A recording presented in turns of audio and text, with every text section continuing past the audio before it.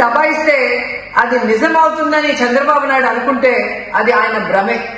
జనాన్ని మాయ చేసినట్టు శ్రీవారిని మోసం చేయాలంటే కుదరదన్న విషయం చంద్రబాబు నాయుడు తెలుసుకోవాలి. నిన్న జగన్ గారు తన తిరుమల పర్యటన మీద స్పష్టంగా ప్రెస్ మీట్ పెట్టడం జరిగింది. అయినా దాన్ని ఒప్పుకోకుండా చంద్రబాబు నాయుడు తప్పుల మీద తప్పులు చేస్తూ మళ్లీ మాట్లాడతాడు.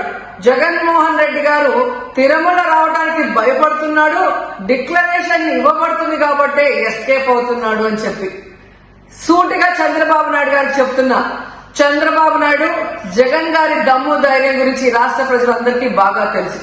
నిన్న కూడా ఆయన భయపడేవాడైతే అంత స్పష్టంగా ప్రెస్ మీట్ పెట్టి ఏ విధంగా తన మతం మానవత్వం, తను ఏ విధంగా బైబిల్ చదువుతారు, బయటకు వచ్చినప్పుడు హిందువుల మనోభిప్రాయాల్ని గౌరవించి గుళ్లకు వచ్చి పూజలు చేస్తారు, అలాగే మసీదులకు వెళ్లి ఎలా పూజలు చేస్తారు, అలాగే సిక్కుల్ని గౌరవించి ఎలా వాళ్ళ పూజలు చేస్తారో చెప్పడం జరిగింది.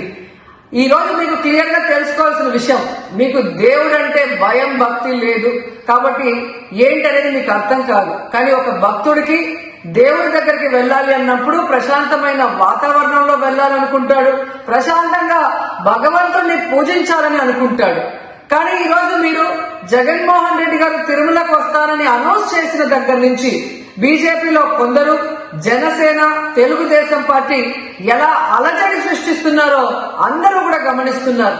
ఏ విధంగా అలిపిరి దగ్గర మేము అటాక్ చేస్తాం, అడ్డుకుంటామని చెప్పటం, అలాగే వైఎస్ఆర్ కాంగ్రెస్ పార్టీ నాయకులందరికీ, కార్యకర్తలందరికీ నోటీసులు ఇచ్చి జగన్మోహన్ రెడ్డి గారి పర్యటనకి పర్మిషన్ లేదు కాబట్టి ఎవరొచ్చినా అరెస్ట్ చేస్తామన్నట్టుగా భయభ్రాంతులకు మీరు ఎలా గురి చేశారు. అండ్ ఈరోజు కుల రాజకీయాలు చేసి రాష్ట్రాన్ని భ్రష్టు పట్టించడమే కాకుండా మత రాజకీయాలు కూడా మీరు ఎలా చేస్తున్నారో అందరూ కూడా గమనిస్తున్నారు. ఇలాంటి వాతావరణంలో దర్శనం చేసుకోలేము కాబట్టే జగన్మోహన్ రెడ్డి గారు ఏ విధంగా ఆ తిరుమల ట్రిప్ ని క్యాన్సిల్ చేసి తన అభిప్రాయాల్ని ప్రెస్ ద్వారా ప్రజలకి తెలియజేయడం జరిగింది.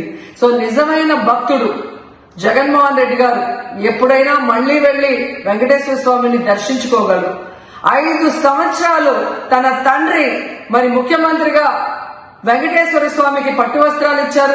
జగన్మోహన్ రెడ్డి గారు 5 సంవత్సరాలు మరి పట్టు వస్త్రాలు ఇచ్చిన తర్వాత ఈ నీచమైన రాజకీయాలు చేస్తూ డిక్లరేషన్ పేరుతో మీరు మాట్లాడుతూ ఎవరు అడ్డుకున్నారు అని చెప్పి మళ్లీ దిగజారుడు రాజకీయాలు చేస్తున్నారు.